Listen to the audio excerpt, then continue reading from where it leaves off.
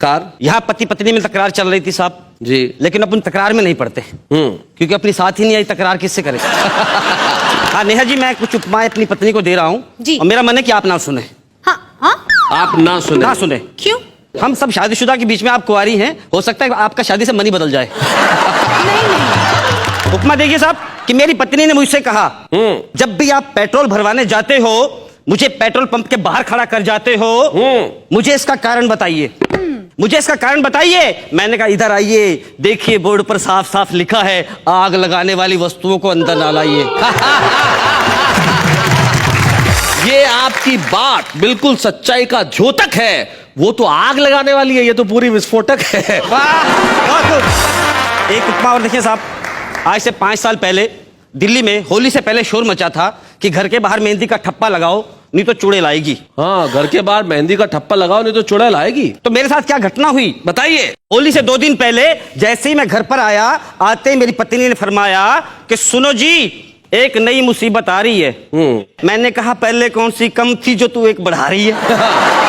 बोली मैंने सुना है जिस घर के बाहर मेहंदी का ठप्पा नहीं लगा होगा उस घर में चुड़ैल आ जाएगी, एक एक करके सबको खा जाएगी। जल्दी जाओ मेहंदी ले आओ और ठप्पा लगाओ। अच्छा।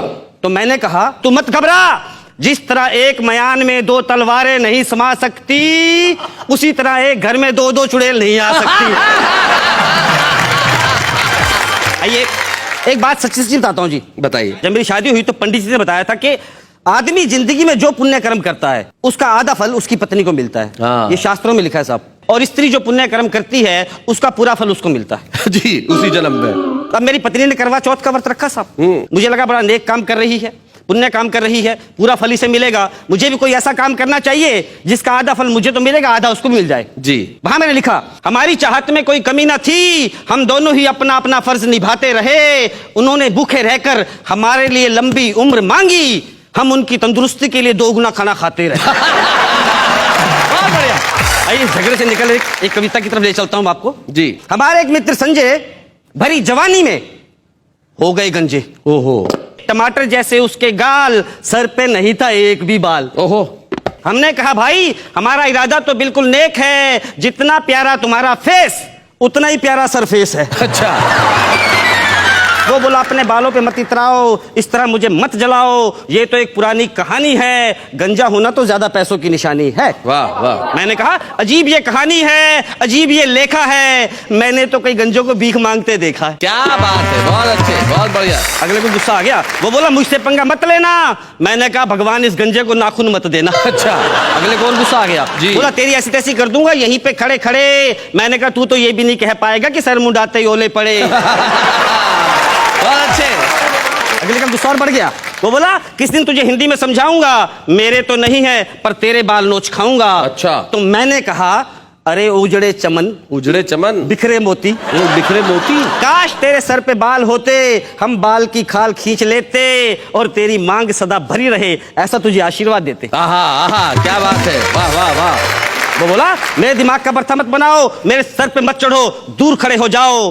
तो मैंने कहा जहां ना टिक पाया हो एक भी बाल, वहां कैसे टिकेगा हरमिंदर पाल। क्या बात है, बहुत अच्छे। मुझे तो तुझसे यूं भी नहीं भिड़ना है, तेरे सर से फिसल के जमीन पे गिरना। इस तरह मुंह ना फुलाओ, दिमाग की बत्ती जलाओ और मेरे साथ चलो नकली बाल लगवाओ। क्या बात है। कविता यहां मोड़ लेती है साहब। वो बोला नकली बाल किस लिए, तो मैंने कहा हमारे मुल्क में, हमारे देश में लोग नकली मुखौटा लगा रहे हैं। क्या बात है, वाह वाह वाह वाह। होते हैं कुछ और नजर आ रहे हैं, बड़े बड़े हादसों पर घड़ियाली आंसू बहा रहे हैं और घोटालों से पूरा मुल्क खाए जा रहे हैं। क्या बात है, वाह वाह। तुझे नकली बालों से परेशानी है, मुझे तो इस बात की हैरानी है।